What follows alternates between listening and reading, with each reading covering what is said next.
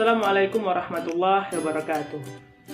Perkenalkan, saya Muhammad Ridwan, NIM 19329109, jurusan Ilmu Agama Islam, Universitas Negeri Padang. Pada kesempatan kali ini, saya akan memaparkan materi tentang administrasi dan supervisi pendidikan seperti video pembelajaran yang telah dibuat oleh Bapak dosen pengampu mata kuliah ini, yaitu Pak Dr. Hanif Al-Qadri. Baiklah, kita akan mulai video pembelajaran tentang administrasi dan supervisi pendidikan. Pengertian administrasi dan supervisi pendidikan. Untuk menjelaskan arti administrasi pendidikan, kita tidak dapat melepaskan diri dari pengertian ilmu administrasi pada umumnya.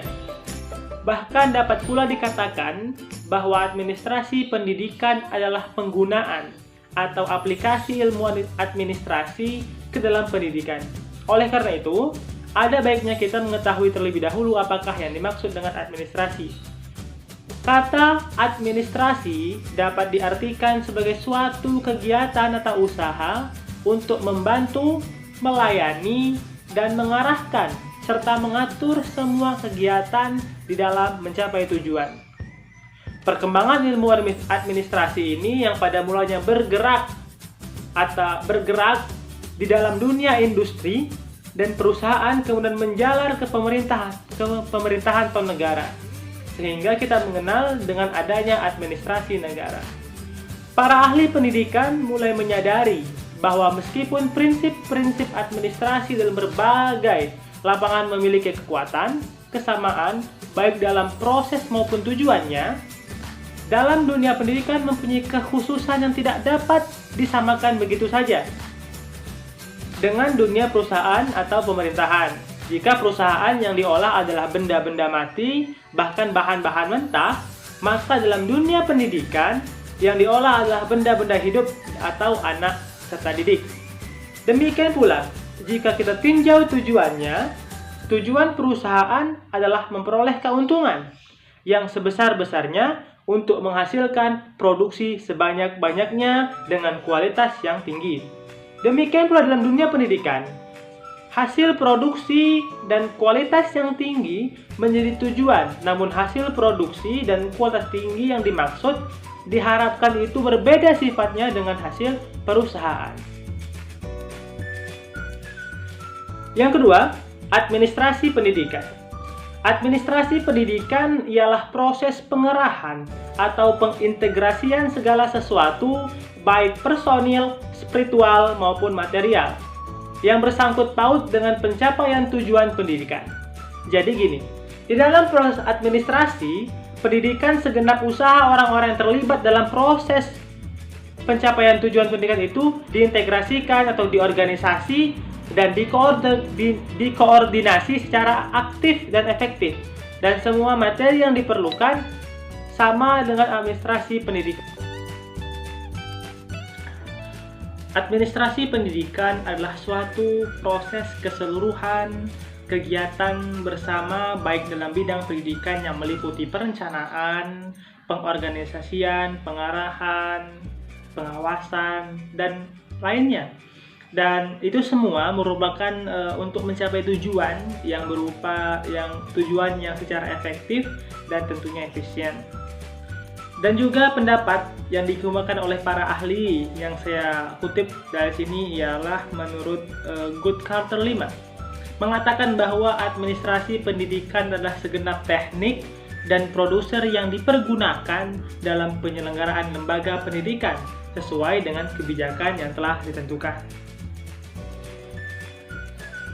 Berdasarkan beberapa pengertian tersebut, ternyata dalam setiap kegiatan administrasi terdapat beberapa unsur yang selalu kait-mengait satu sama lain.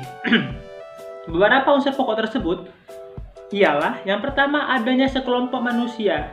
Jadi setiap administrasi pendidikan itu pasti ada sekelompok, minimal 2 orang.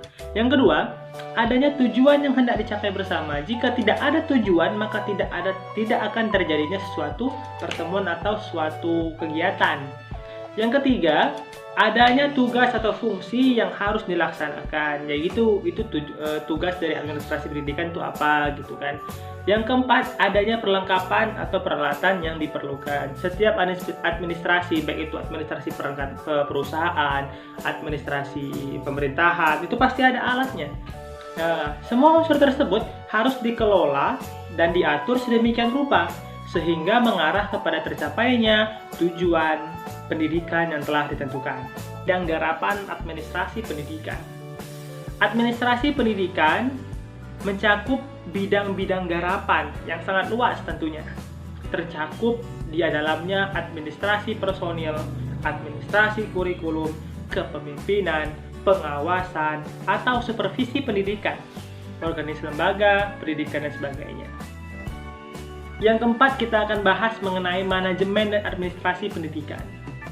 Istilah lain yang hampir sama artinya dengan administrasi pendidikan ialah manajemen.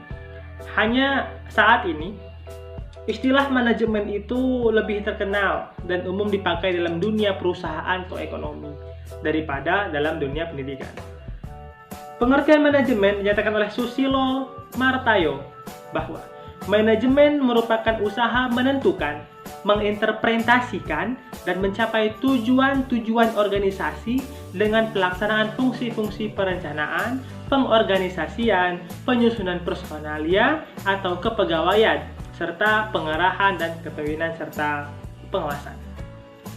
Dari beberapa definisi yang saya sebutkan tadi, dapat ditarik kesimpulan sebagai berikut. Dalam manajemen, dapat dipastikan adanya tujuan yang akan dicapai. Dalam mencapai tujuan, pelaksanaan manajemen dilakukan secara bersama dari kelompok orang. Yang ketiga, untuk mencapai tujuan organisasi atau manajemen, diperlukan adanya perencanaan yang baik, pelaksanaan yang konsisten, dan pengendalian atau kepegawaian secara kontinu. Kita lanjut. Di sini saya akan sedikit membahas tentang profesi ya. Ini kita bahas pengertian dulu. Secara etimologi, istilah profesi berasal dari bahasa Inggris tentunya, dan juga bahasa Latin yang berarti mengakui, adanya pengakuan, menyatakan, mampu, atau ahli melakukan suatu pekerjaan.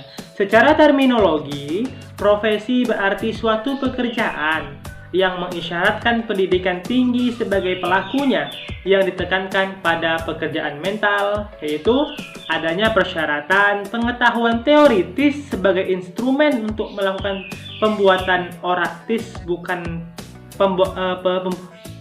perbuatan praktis, bukan pembuatan pekerjaan manual.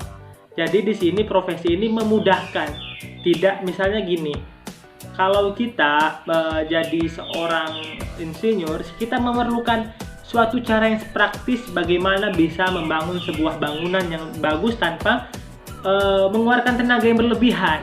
Nah, bagaimana itu yang harus kita ketahui tentang profesi.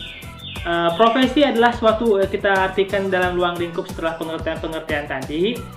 Profesi adalah suatu pekerjaan yang dalam melaksanakan tugasnya menggunakan teknik serta dedikasi yang tinggi. Jadi kita harus berdedikasi, kita harus bertanggung jawab terhadap apa yang kita lakukan.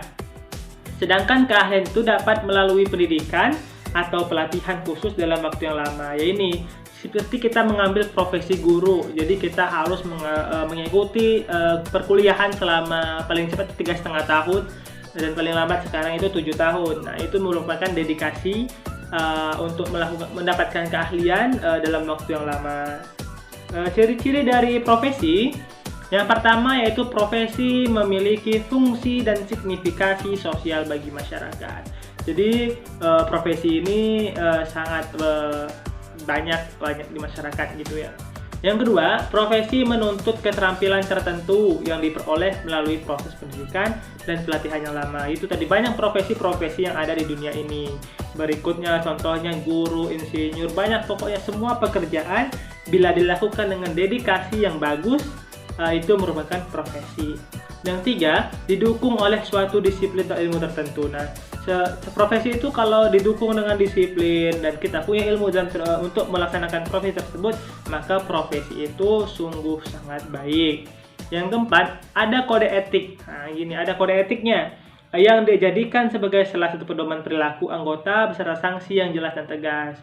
Seperti dalam guru pasti punya kode etik. Jika melanggar ada sanksi, jika benar dapat reward gitu ya. Yang kelima, sebagai konsekuensi dari layanan dari apa yang dikerjakan, maka pelaku profesi menerima imbalan berupa finansial. Di sini berupa gaji atau hadiah, itu telah melakukan gitu. Baik, itulah pemaparan atau video pembelajaran yang dapat saya buat pada saat ini. Tunggu video selanjutnya, video pembelajaran yang akan saya buat. Insya Allah akan lebih menarik lagi pada video kali ini. Dukung terus channel ini, subscribe, like bila suka. Jangan lupa selalu menjaga jarak antara kita karena kita selagi masa pandemi sekarang ini. Semoga kalian semua sehat dan saya akhiri. Assalamualaikum warahmatullahi wabarakatuh.